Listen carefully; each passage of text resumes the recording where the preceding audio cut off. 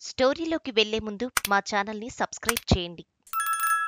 శకుని గాంధార దేశపు రాజు. శకుని అతని వాస్తవ నామమేనా? అతనికి ఎంతమంది సోదరులు? సుయోధనుడు వారిని ఎందుకు చెరసాలలో బంధించి వారి చావుకు కారణమయ్యాడు? శకుని కౌరవులతో ఉంటే గాంధార దేశాన్ని ఎవరు పాలించారు?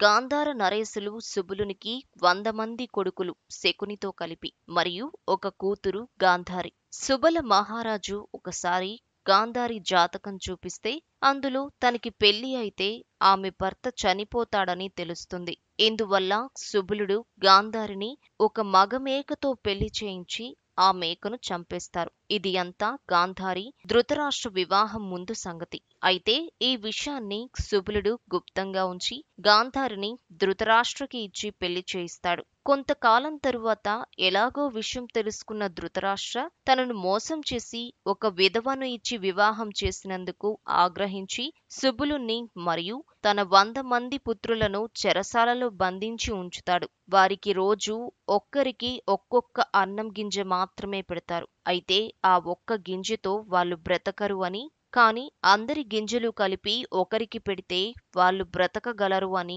నిశ్చయం చేసుకుంటారు. కొంతకాలం తరువాత బ్రతికిన వారిని విముక్తులను చేస్తామని ధృతరాష్ట్ర చెబుతాడు. అలా వాళ్ళ అందరిలో చిన్నవాడైనా తెలివిగలవాడు అయిన శకునికి అందరూ తమ గింజలు పెడతారు. అలా శకుని వాళ్ళ గింజలు తింటూ ప్రతిరోజు తన కళ్ళ ముందే తన సోదరులు ఒక్కొక్కరుగా మరణించడం చూస్తూ కౌరవులపై పగ పెంచుకుని కౌరవ సామ్రాజ్యం మొత్తాన్ని నాశనం చేయాలని అనుకుంటాడు. అలా బయటకు వచ్చిన శకుని దుర్యోధనుడితో ప్రేమ నటించి పాండవులపై పగ, కౌరవుల మనస్సులో పగను పెంచి వాళ్ళ వంశంను నాశనం చేయిస్తాడని ఉంటుంది. ఇది కేవలం మహాభారతంకు వచ్చిన మరో కట్టు అతుకు.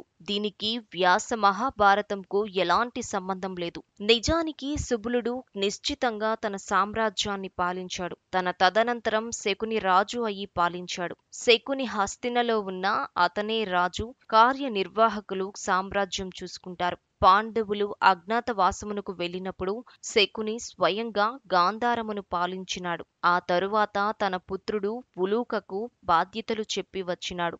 స్టోరీలోకి వెళ్లే ముందు మా ఛానల్ని సబ్స్క్రైబ్ చేయండి.